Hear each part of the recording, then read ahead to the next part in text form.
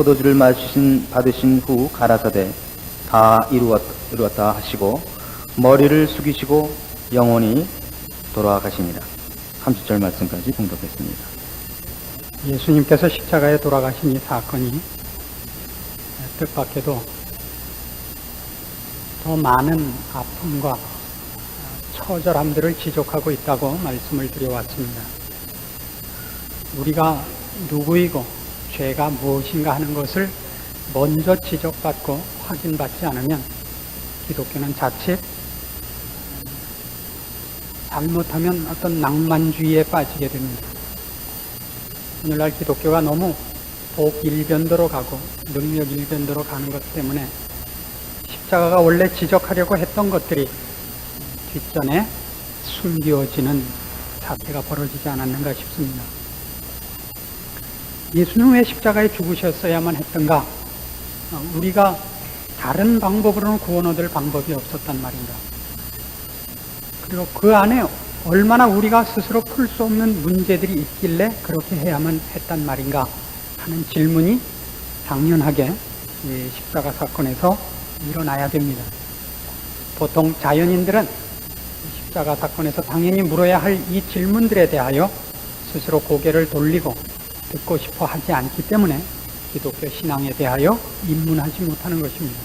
혹 기독교에 관해서 얘기를 하려 치면 윤리적, 도덕적 차원에서 가치를 인정하지 십자가가 지적하는 인간의 죄인됨, 죄의 무서움, 그 안에 있는 우리 심판받아 마땅한 처절한 신분에 대해서는 의도적으로 고개를 돌리곤 하는 것입니다.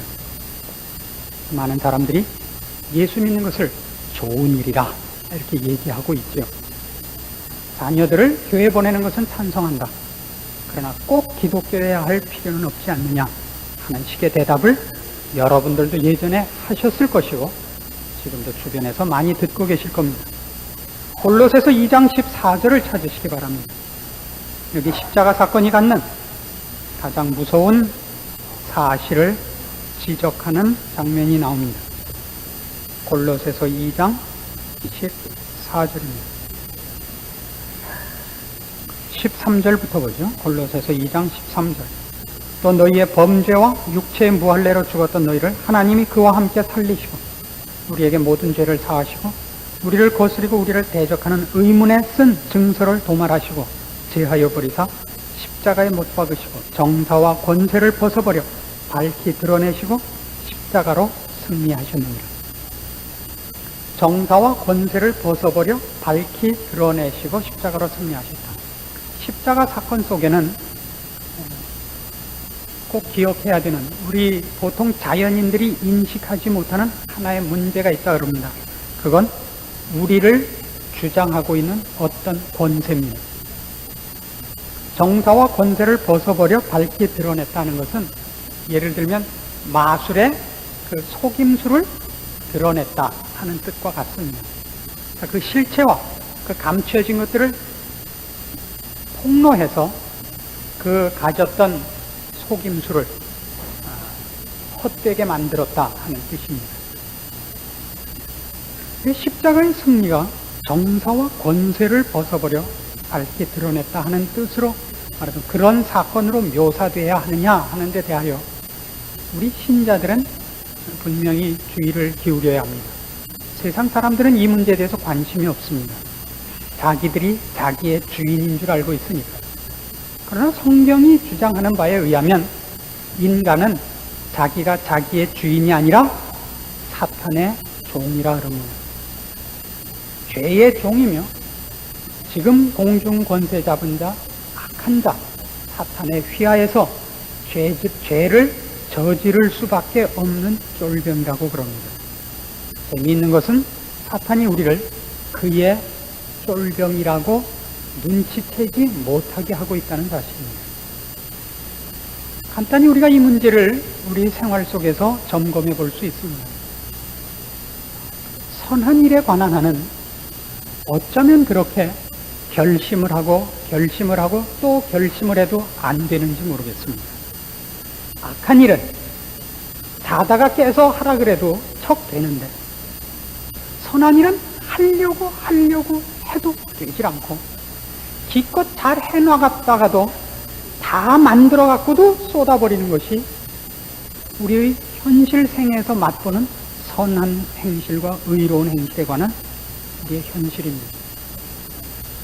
얼마나 착한 일과 선한 일에 대해서만은 우리가 우리의 결심에 좌우되지 않는 것인가를 우리가 경험하고 있습니다. 사람들을 만나면 이번에는 좋은 말을 하리라, 이번에는 웃으리라, 이번엔 양보하리라, 이 결심일 뿐입니다. 실제로 만나면 또 의학 소리가 나가고 되질 않습니다. 다른 문제, 악한 문제만은 하려고 해서 못 해본 게 없죠.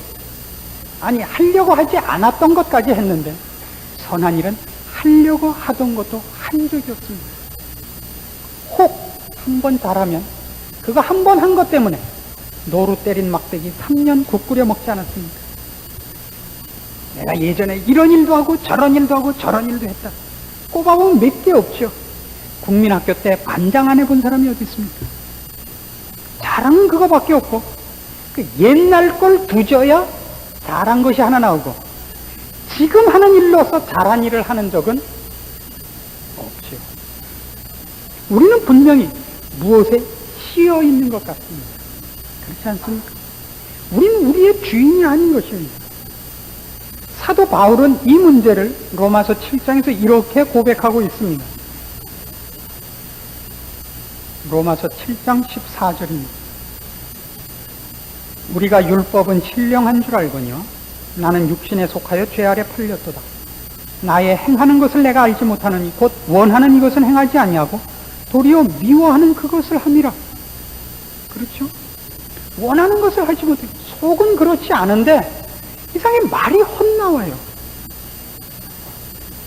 어떤 학자에 의하면 사람이 왜 말을 똑바로 못하느냐? 입이 이렇게 가로로 찢어져서 그렇다.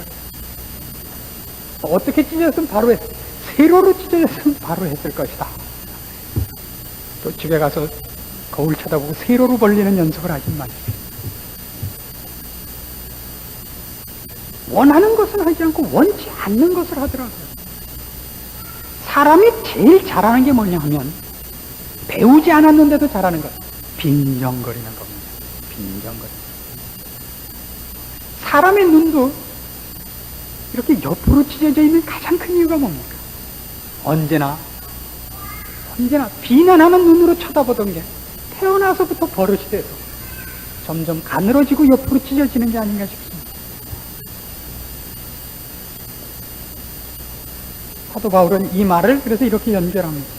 만일 내가 원치 아니하는 그것을 하면 내가 이로 율법에 선한 것을 시인하느니 이제는 이것을 행하는 자가 내가 아니요 내 속에 거하는 죄니라. 우린 죄에 팔려 있습니다. 주께서 오셔서 해야 할 큰 일 중에 하나가 무엇이었느냐? 십자가 사건이 왜 필요했느냐 하면 우리를 먼저 이 죄와 사망의 권세에서 풀어놓아야 합니다. 우리를 구속하기 위하여 먼저 하셨어야 할 일이 우리를 붙잡고 있는 주인을 때려 부시는 일이 선행되어야 했던 것입니다. 히브리서 2장에 가면 그 사건에 대하여 이런 명백한 설명이 나옵니다. 신약성경 355페이지 히브리서 2장 14절입니다. 자녀들은 혈육에 함께 속하였으며 그도 또한 한 모양으로 혈육에 함께 속하심은 사망으로 말미암아 사망의 세력을 잡은 자 곧 마귀를 없이 하시며 또 죽기를 무서워함으로 일생에 매여 종노릇하는 모든 자들을 놓아주려 하심이니 이는 실로 천사들을 붙들어 주려 하심이 아니요 오직 아브라함의 자손을 붙들어 주려 하심이라. 우리를 구원하기 위하여 무엇부터 하셔야 되느냐? 우리를 붙잡고 있는 마귀를 치는 일을 먼저 해야 됐다 그럽니다. 그게 왜 하필 십자가죠? 그러면 왜 죽는 방법이어야 되죠? 사탄이 우리를 붙잡고 있는 가장 큰 무기는 사망입니다. 우리를 사망으로 겁을 주고 있습니다. 우리는 모두 죽음 아래 있습니다. 왜냐하면 죄를 짓고 있기 때문입니다. 죄인이기 때문입니다. 우리가 이해하기 좋게 다른 식으로 예를 들자면 지금 강도가 집에 들어와서 총으로 우리를 위협하고 있습니다. 그냥 싸우면 그가 나한테 이길 것이 없는데 총을 겨누고 있어서 당할 재주가 없습니다. 사망을 우리가 이길 자가 없습니다. 예수님께서 오셔서 사망 아래 들어가십니다. 총 가진 자 앞에 들어가서 쏘라 그럽니다. 총에 맞으십니다. 예수님은 십자가로 총을 갖고 있는 권세자 앞에 총알 바지로 서셔서 그 총에 맞으시고 그 총에 맞아서 죽지 않는 것으로 상대방을 쫓아내시는 겁니다. 강도가 총을 쐈는데 총으로 죽지 않으면 도망가는 수밖에 방법이 없는 거예요. 총을 쏴서도 죽지 않았으면 총으로 때려갖고는 더더욱 희망이 없죠. 남은 일은 도망가는 수밖에 없습니다. 사망의 세력을 잡은 자를 무엇으로 이기느냐면 사망으로 이깁니다. 십자가를 지셔야 하는 큰 이유 중에 하나는 거기에 우리를 붙잡고 있는 죄의 권세를 잡고 있는, 우리를 사망으로 붙잡고 있는 지금 우리의 주인을 쫓아내기 위하여 주께서 그의 세력을 무력하게 하는 싸움을 하셔야 됐던 것입니다. 주님은 그래서 십자가 아래 들어가시며 또 거기서 부활하시는 겁니다. 총을 쏘았는데 총에 맞고 죽지 않습니다. 마귀는 도망갈 수밖에 없게 되고, 우리는 말하자면 이제 총으로 쏴서는 죽지 않는 자들이 된 것입니다. 사망으로는 우리를 겁을 줄 수 없는 자가 되었습니다. 이것이 십자가 사건이 갖는 큰 의미입니다. 우리를 원래 붙잡고 있었던 사탄을 쫓아내고, 그가 우리를 죄로 부리던 자리에서부터 이제 우리를 의의 자리로, 선한 자리로, 하나님의 자녀로 부르시며 사망으로는 우리를 이제 어쩔 수 없는 신분으로 옮겨 놓으십니다. 로마서 8장으로 가시죠. 로마서 8장 1절 이렇게 나옵니다. 그러므로 이제 그리스도 예수 안에 있는 자에게는 결코 정죄함이 없나니 이는 그리스도 예수 안에 있는 생명의 성령의 법이 죄와 사망의 법에서 너를 해방하였습니다. 예수를 믿는다는 것은 이제 드디어 그에게는 사망이라는 것이 없다는 뜻이 됩니다. 그는 총으로 쏴서 죽지 않습니다. 사망이 그에게 힘을 쓰지 못합니다. 부모는 자녀를 죽이려고 때리는 예가 없습니다. 버릇을 고치게 하며 훌륭한 사람을 만들기 위해서 때리지 죽이려고 때리지 않습니다. 혹 신자에게 잘못이 있고 실수가 있고 현실적인 표현으로 죄를 짓는 일이 있다 할지라도 그건 죽을 매를 맞지 않습니다. 회초리에 맞을 뿐입니다. 우린 죄와 사망의 법 아래에서 놓여놨습니다. 이것이 우리의 신분입니다. 우리의 자랑거리들입니다. 그러나 세상 사람들은 이걸 믿지 않습니다. 인간은 인간이 그의 주인일 거라고 생각합니다. 그래서 역사를 여러분이 연구를 해보시면 왜 인간이 죄를 범하는가, 왜 인간이 악한 일을 하는가에 대하여 여러 가지 연구가 행해졌고 거기에 대한 많은 답이 나왔습니다. 경제 성장이 그 답이다. 배가 고파서 범죄한다고 생각을 했습니다. 경제 성장을 이루고 문명의 발달을 이루었습니다. 그래갖고 범죄가 없어진 것이 아니라 범죄는 훨씬 치사해지고 찬란해졌습니다. 무지해서 그렇다 하는 연구가 성행해서 교육이 발달하기 시작을 했습니다. 많은 교육이 시행돼서 우리나라 사람들도 이제는 교육 수준이 상당히 높아지게 됐습니다. 그래서 범죄는 훨씬 교활해졌지 범죄가 없어지지 않았습니다. 배운 사람과 못 배운 사람의 죄를 따지면 배운 사람의 죄가 훨씬 많죠. 그의 배운 것과 그의 배운 지식으로 범죄의 가지수가 늘어나고 깊이가 더 깊어졌지 범죄를 그가 억제하게 되지는 않았습니다. 그중에 제일 재미있는 학문이 심리학입니다. 오늘날만큼 심리학이 맹위를 떨치는 때가 없고 요즘같이 상담학이 그래서 만병통치약으로 등장한 때가 없습니다. 심리학을 연구하기 시작을 했습니다. 사람은 도대체 뭐냐? 무엇 때문에 이런 일이 있느냐? 가장 많이 등장했던 것이 환경론이었죠. 환경에 관한 문제다. 어린아이를 나에게 8살까지만 맡겨다오. 그럼 내가 그의 평생을 주장하겠다. 이런 얘기들이 나타나기 시작했습니다. 교육지상주의, 심리학 상담학들이 사람을 그 사람대로 잘 분석하고 다루면 된다. 단체로 다루지 말고 개인들을 다루자는 얘기들이 성행하기 시작했습니다. 그러나 그것으로 답을 얻지 못했습니다. 지금 교육이 제일 앞섰다고 생각하는 서구에서 심리학의 발달로 말미암아 개인들에게 어떤 교육을 시행하기 시작했느냐 하면 훈련을 금하게 되었죠. 매를 대지 말자. 매를 대가지고 사람에게 이익을 주는 것이 없고 그에게 나쁜 상처와 반발만을 주더라. 때리지 않기로 했습니다. 하자는 대로 하기로 했습니다. 그래서 오늘날 특별히 미국 같은 데 가보면 어른들이 되어도 애들이 어른으로서의 어떤 훈련을 받지 못한 자가 됩니다. 절제할 줄 모르며 교양과 예의를 차릴 줄 모르는 자들이 됐습니다. 완전히 미친놈들이 됐죠. 마치 올챙이가 커서 개구리가 되질 못하고 올챙이가 메기만큼 크도록 논두렁에서 꼬리치고 돌아다니는 겁니다. 크질 못해요. 사람이 가져야 하는 최소한의 상식과 교양을 구비하지 못하고 있습니다.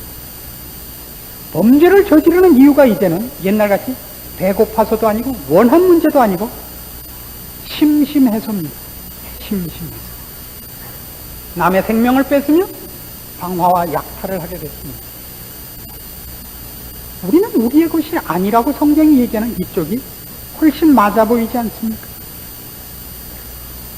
우리가 가졌던 선한 일을 우리가 열매 맺은 적이 없었고, 아니 특별히 우리 마음에서 선한 생각이 난 적이 없었다는 것을 우리의 인생살이 속에서 실제로 경험하고 있습니다.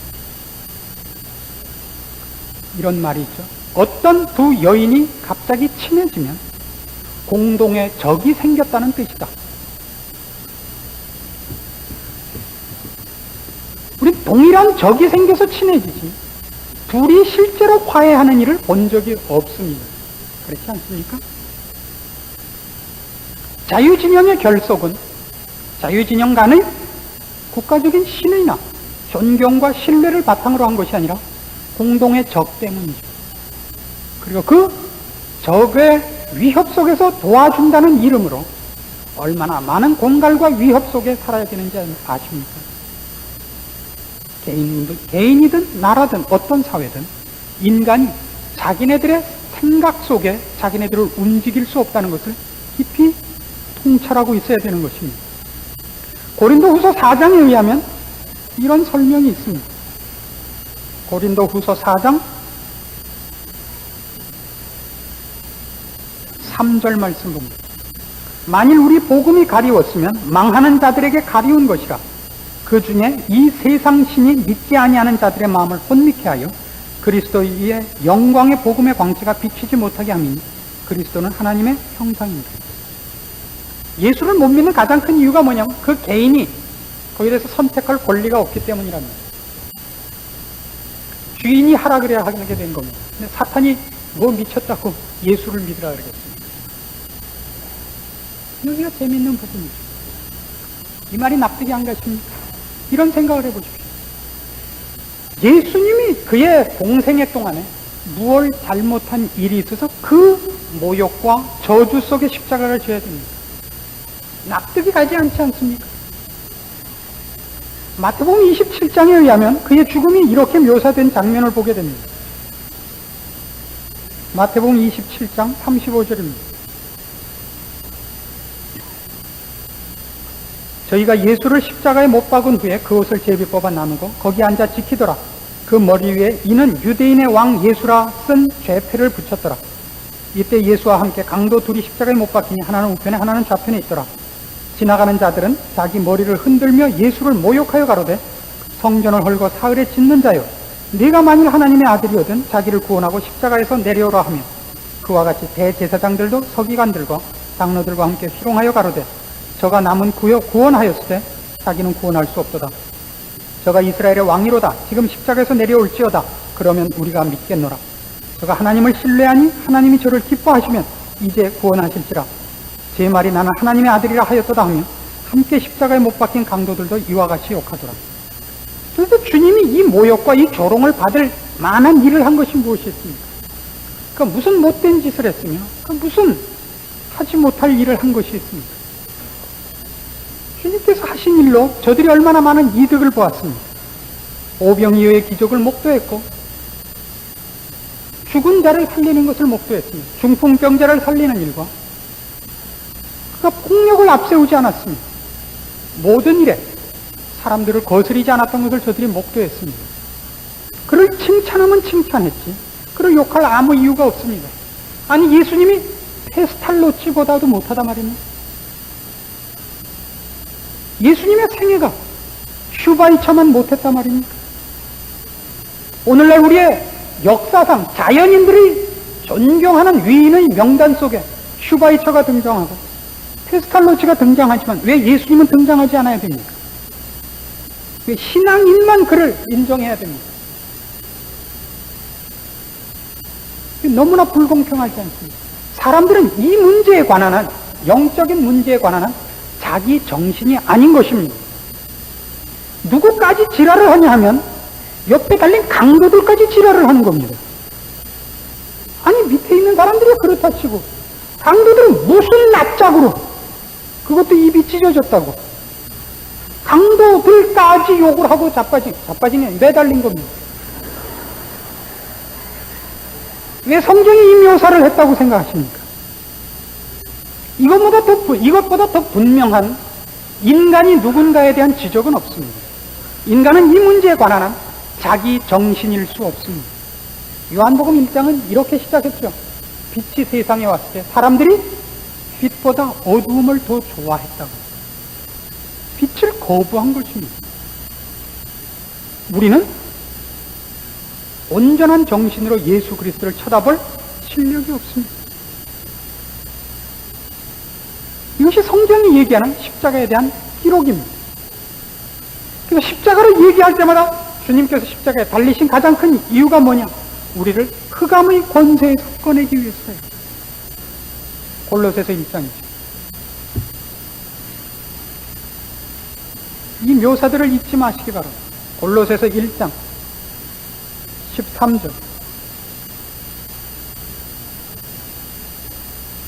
그가 우리를 흑암의 권세에서 건져내서 그의 사랑의 아들의 나라로 옮기셨느니라. 극단적으로 얘기하면 이렇습니다. 여러분이 회개해서 구원을 얻은 것이 아닙니다. 이것만큼 오해되는 대목이 없다고 생각합니다. 여러분이 회개해서 구원을 얻은 것이 아니고 여러분이 예수를 믿어서 구원 얻은 것도 아닙니다. 예수님께서 우리의 주인이었던 마귀를 쫓아내시고 우리를 구출해내신 것이 구원입니다. 구원을 얻은 자는 예외 없이 예수를 믿으며 회개합니다. 믿으며 회개하는 것 자체도 결과이지 원인이 아닙니다. 이것이 십자가 사건입니다. 왜 우리가 십자가 사건을 놓치곤 하느냐 하면 나는 믿었다고 생각을 하기 때문이라고. 나는 믿었다, 난 회개했다. 이 왼수들아, 너희는 왜 안 믿냐? 이렇게 따지면 그는 십자가를 모르는 자입니다. 말하자면 그는 십자가가 필요 없었다고 생각하는 자입니다. 나는 알아먹었다 말이죠. 웃기지 마십시오. 우리 중에 아무도 주를 믿었거나 회개해서 구원 얻은 자가 없습니다. 그것이 십자가가 하는 얘기입니다. 이게 왜 필요한지 아십니까? 이 부분이 틀리면 십자가로 말미암아 구원 얻은 신자의 가장 큰 본질인 사랑과 화해가 본질로서 자리 잡지 않게 됩니다. 사랑이 생깁니다.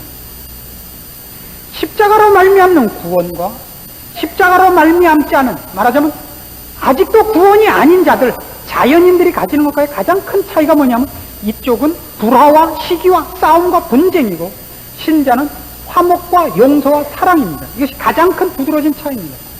신앙의 본질, 신자된 표지는 축복도 아니고 능력도 아니고 기적도 아닙니다.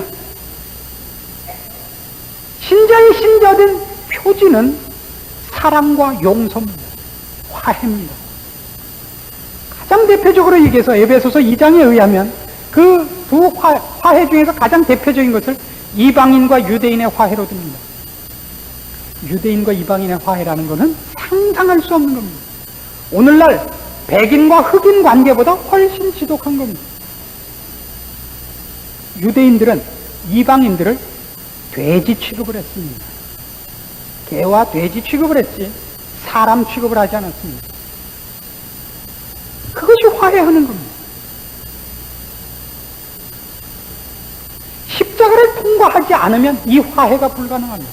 우리가 동일하다는 것을 모르면 십자가를 얘기하면서도 얼마나 많이 우리가 실패했는지 아십니까? 십자가를 얘기하면서 왜요? 십자가가 무엇을 했는가를 모르기 때문입니다. 나는 십자가를 믿었다고 생각하고 나는 예수의 말씀을 듣고 회개했다고 생각한 것 때문에 십자가 없이는 내가 구원받을 수 없었다고 생각하지 않고 십자가를 믿었다고 생각하기 때문에 우리는 믿지 않는 자들과 나를 구별하기 시작했습니다.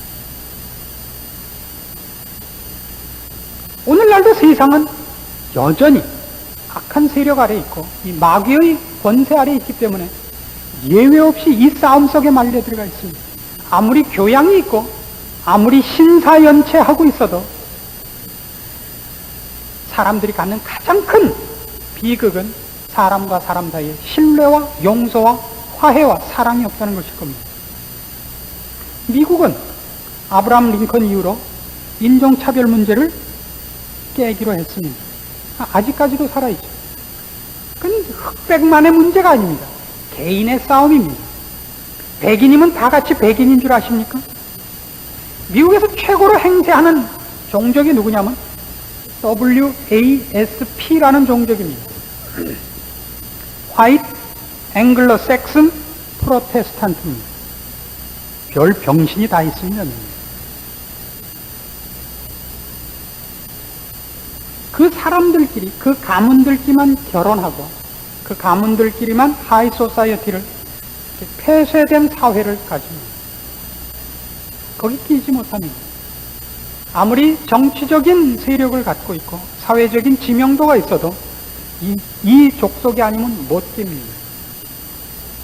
우리는 모두가 남보다 내가 낫다고 생각하는 사람들입니다. 신자가 십자가를 이해한다면 맨 처음 가져야 하는 생각이 뭐냐면 다른 사람과 내가 방불하다는 사실입니다. 남들이 나보다 나면 낫지 내가 남보다 난 것은 아니다라는 생각입니다.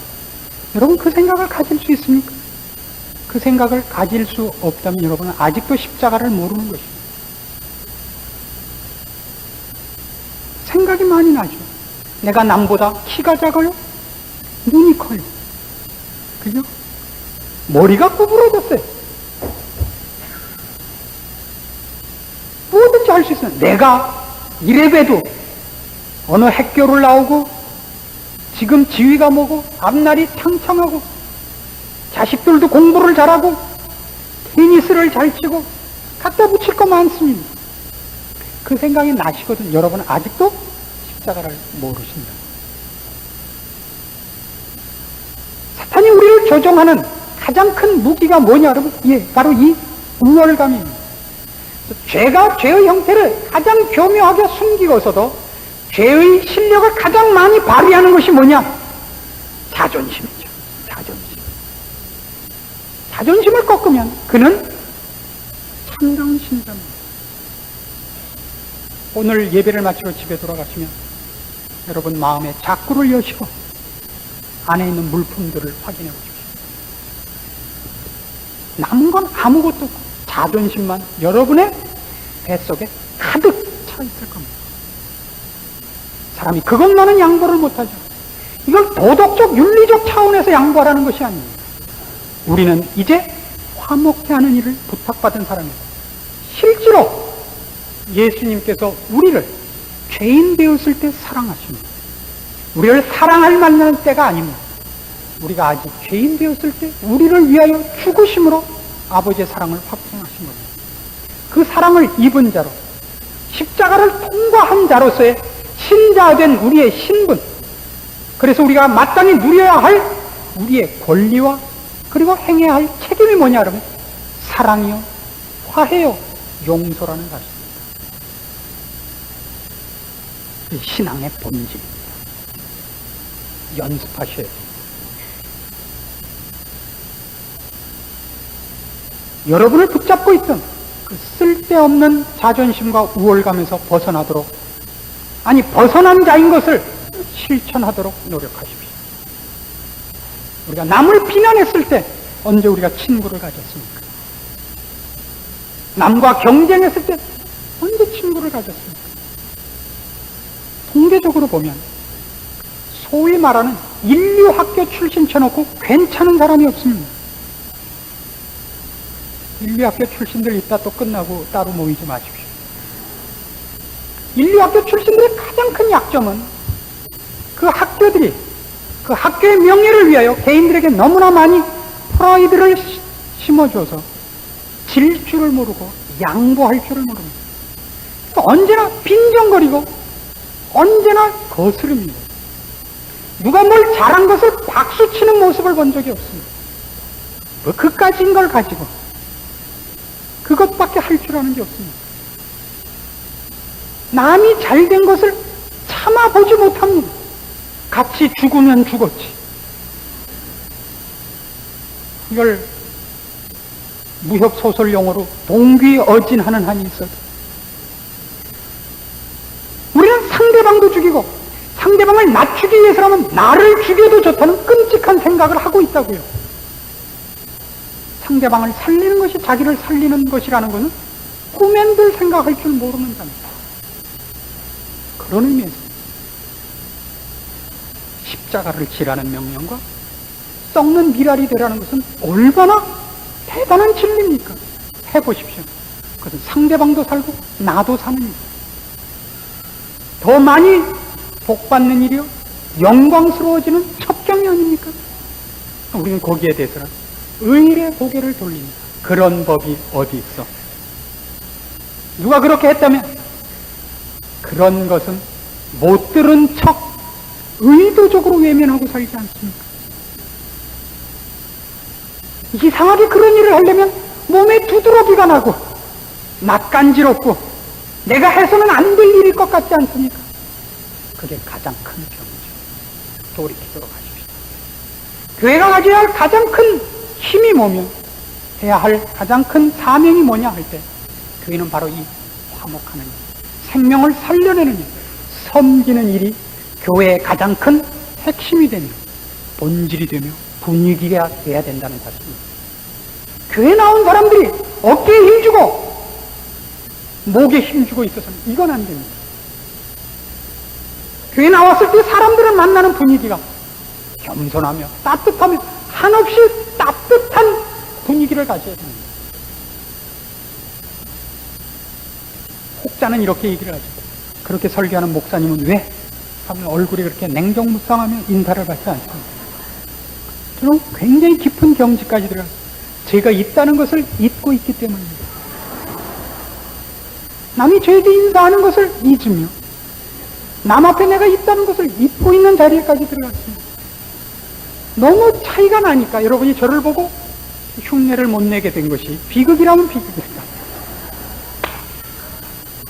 교회는 경쟁하는 자리가 아니라 남을 잡아먹어 자기를 살찌우는 장소가 아닙니다. 그건 기독교가 아닙니다. 십자가의 도리가 아닙니다. 우리가 누구인가를 명심하기로 합시다. 이것이 신앙입니다. 여러분의 사회생활에 도움을 주기 위해 여러분의 쓰러져가는 마음을 지탱케 하기 위하여 교회가 주문 외워주는 장소 아닙니다. 꿈도 꾸지 마십시오. 여러분이 있는 낸 헌금을 뻥 튀겨서 돌려주는 자리 아닙니다. 낸 것만큼 손해입니다. 분명히 나갔는데요. 오신 시간만큼 손해입니다. 그러나 여기서만 세상에서는 주지 않는 진리와 생명과 영혼을 가르칩니다. 배웁니다. 그것을 살찌웁니다. 그 분위기를 우리가 만들어내야 됩니다. 그때 우리는 신자된 특권을 누릴 것이요. 그 복들을 여기서 나눌 것입니다. 그것을 위해 주께서 돌아가셨습니다. 우리를 그 앞에 부른 것입니다. 여러분의 신분, 약속된 권리들 놓치지 마십시오. 다시는 종의 멍에를 매지 마십시오. 기도하십시오. 하나님 아버지의 은혜를 감사합니다. 우리를 싸우던 자리에서 서로 찌르고 핥히던 자리에서 돌이켜 형제가 되게 하시며 자매가 되게 하시며 용서하게 하시며 사랑하게 하시며 손을 맞잡게 하셨나이다. 이 큰 평화, 이 큰 기쁨, 이 큰 용서를 주 앞에 받았으니 감사할 뿐입니다. 우리가 이렇게 주일 아침에 모일 때마다 세상에서 지쳤고 세상에서 피곤했던 모든 것을 쉬는 것은 우리를 지금도 사랑하시며 용납하시는 주의 품 안에 안기기 때문입니다. 그 위로와 그 감사를 우리 생애에 드러내며 같은 믿음으로 같은 신앙 고백으로 함께한 우리 형제 자매들 앞에서 마땅히 나타내야겠습니다. 형제 자매의 얼굴에서 주의 모습을 보게 하시며 주의 용서하는 품을 발견하게 하사 여기서 마음껏 힘을 얻고 위로받아 세상에 나갈 때 여기서 얻은 충만한 것으로 나누어줄 것이 있는 하나님의 자녀로 서게 하여 주시옵소서. 세상이 우리를 핥히어 빼서 깨물을 때 우리가 가진 것, 주의 사랑, 용서, 생명, 진리들을 저들에게 나눠줄 수 있는 풍성한 자로 키우시옵소서. 우리의 힘과 소망을 주 안에서 택하되 세상에서 가지지 말게 하시고 세상의 싸움에 말려들지 말게 하시며 저 유혹과 시험 앞에 지지 말게 하시옵소서. 우리의 힘과 소망은 주 안에 있나이다. 우리의 우리 된 것, 주께서 우리를 위해 십자가에 달리신 모든 것, 그 특권들, 축복들을 이제 소유하고 실천하여 열매 맺어 감사와 기적석을 걷는 주의 사랑하는 자녀들 생애 만들어 주시옵소서. 예수님의 이름으로 기도합니다.